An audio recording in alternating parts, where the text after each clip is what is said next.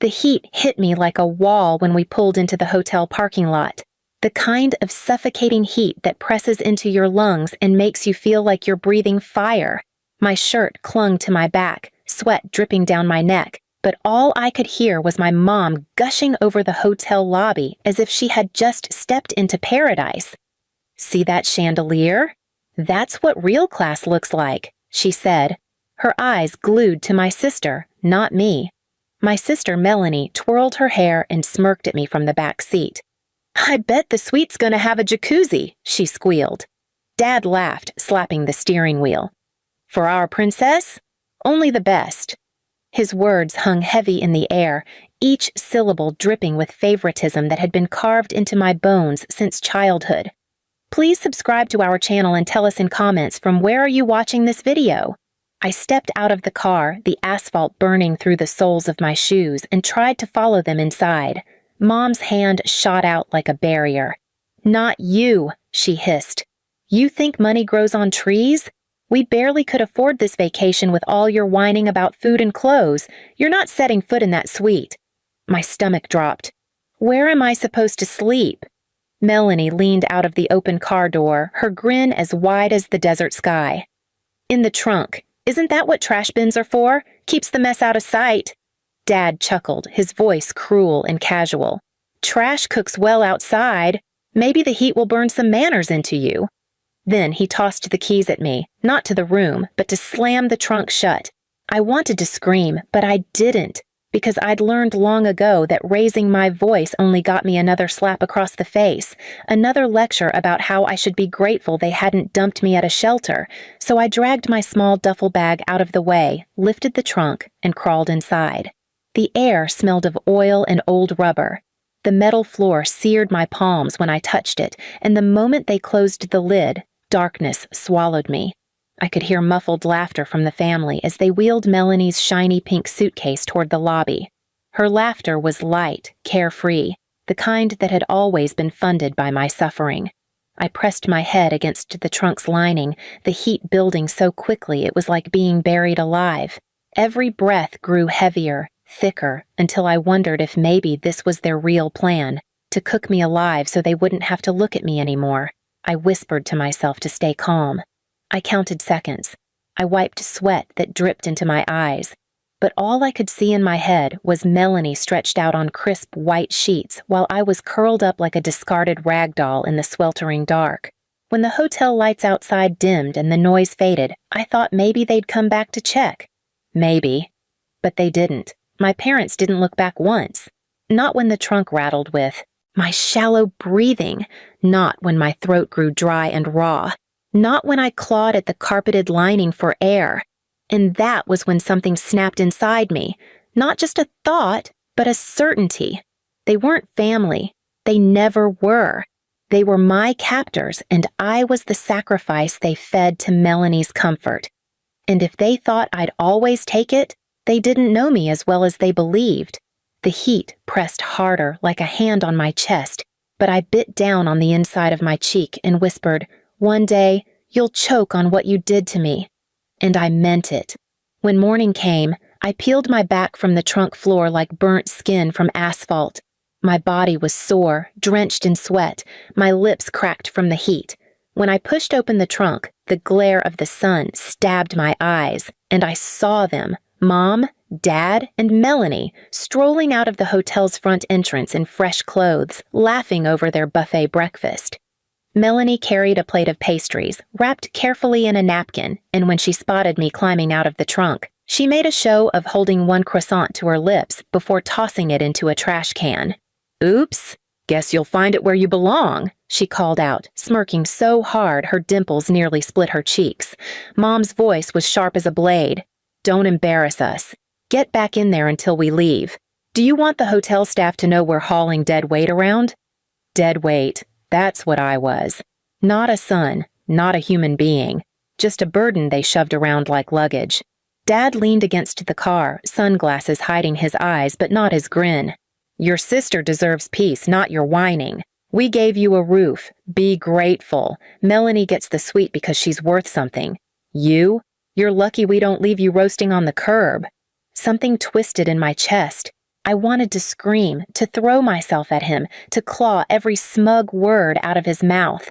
But instead, I forced myself back into the trunk, gripping the inside so tightly my nails bent back. My silence wasn't weakness anymore. It was storage, a place to keep the fire until it was ready to burn. By the third night, my body ached beyond exhaustion.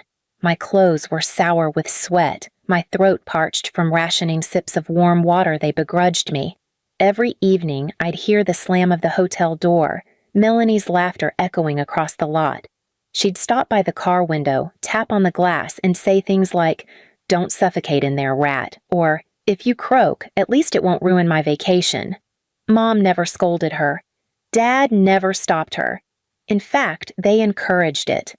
One night, as Melanie paraded a new dress bag into the hotel, Mom looked at me through the windshield and said, "See?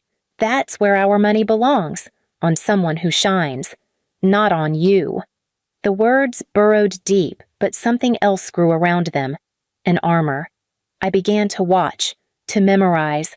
I studied every sneer, every careless toss of a room key, every lazy word about how much they deserved this vacation, while I rotted quietly.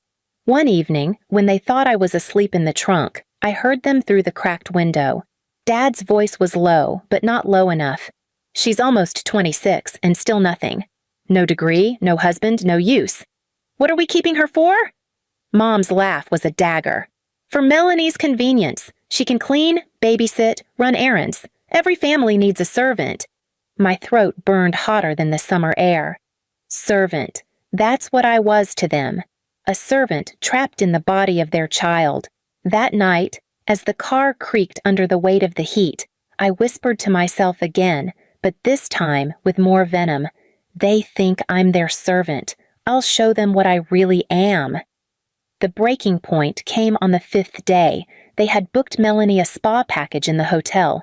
When she came back, wrapped in a robe, her hair shining, she demanded I polish her sandals before she wore them out to dinner. Dad tossed them into the trunk with me. The leather straps smacked against my face, and Melanie peered in with a sick smile. "Kiss them if you want food," she said. "Trash should worship what it'll never have." Mom laughed in the background. "Maybe if he licks the dirt off, he'll finally be useful." I stared at those sandals in the dim trunk light. For the first time, I didn't cry. I didn't even flinch. I felt a calm, heavy stillness settle over me, like the silence before a storm. My hands moved, not to clean her shoes, but to fold the thought into my bones. They will choke on what they made me. And in that moment, I began to plan. When they weren't looking, I started slipping things from the trunk into my duffel bag, a hotel receipt crumpled on the back seat, a copy of their credit card slip Melanie carelessly left near me, half-empty bottles of champagne they stashed in the car, even the keys Dad sometimes forgot overnight. They thought I was their shadow, their dog in the trunk. But I was collecting the pieces of their comfort, stacking them silently in my favor. Every insult, every order, every slap of humiliation was a brick, and I was building something, not a wall, not a shield, a weapon. They thought I was trash cooking in the sun. But they didn't realize trash, when burned, turns into smoke that chokes everything around it. And when my moment came, I would make sure their laughter turned into coughs of regret. The 7th day was when my body nearly gave up. The heat turned suffocating, the metal trunk like an oven. My skin was blistered, my breath shallow, but my mind sharp, sharper than ever. The only thing that kept me alive was the image of them laughing while I roasted, and I swore if I survived, their laughter would be the last sound they'd ever want to hear. That night, they came back drunk from some fancy dinner. Melanie wobbled in her heels, tossing her clutch bag onto the car roof, before stumbling into the suite with Mom steadying her arm. Dad didn't notice he'd left the car keys dangling in the trunk lock. My chance. I slid out silently, every movement aching. I opened Melanie's clutch and found her key card, her ID, and a wad of hotel receipts she hadn't bothered to check. Their signature was on every one of them, and there, tucked between her receipts, was Dad's leather wallet. Inside, not just cash, but his driver's license, cards, everything. I stood under the buzzing hotel lights, clutching their lives in my hands. I could have run. But running wasn't revenge. Running was what they expected, the stray who would disappear. No, I needed them to know it was me. So I set the stage. The hotel had a policy. Any damages or complaints linked to a room were billed directly and immediately. I took Dad's card and signed their suite number on a stack of late-night room service orders, champagne, lobster, the works. I wasn't careful. I wanted it messy. I wanted every staff member to march up to their door with trays and bills they couldn't deny.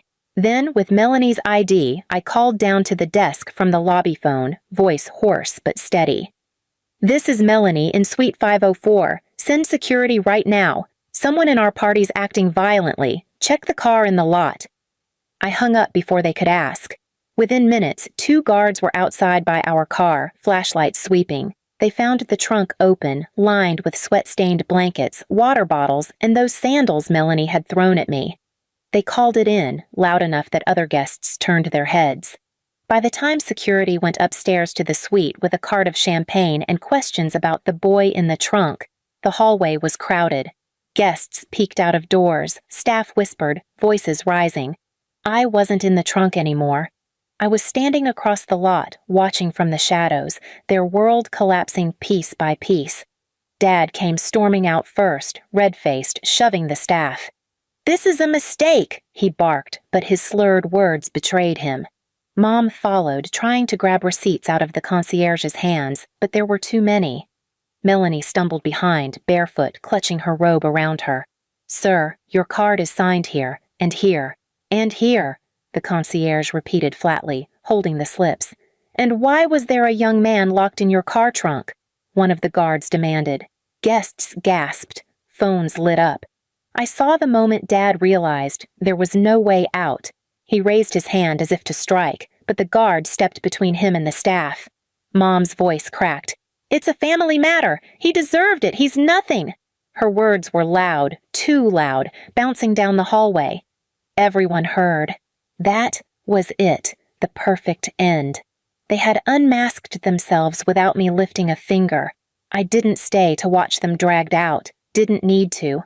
Their shouting carried through the humid night air, and every syllable was another chain snapping off me. I walked to the bus station with Dad's wallet and Melanie's ID in my pocket. Not to use them forever, just long enough to buy a ticket, eat a real meal, and breathe. For the first time in years, my chest expanded without pain. When I sat on that bus, I leaned against the window and closed my eyes. The roar of the engine drowned out their laughter, replacing it with something new. Freedom. They had locked me in a trunk to rot like trash. But in the end, they were the ones exposed, stripped bare in front of strangers, their cruelty louder than any revenge speech I could have given. And me? I wasn't trash anymore. I was gone. Please subscribe to our channel and tell us in comments from where are you watching this video.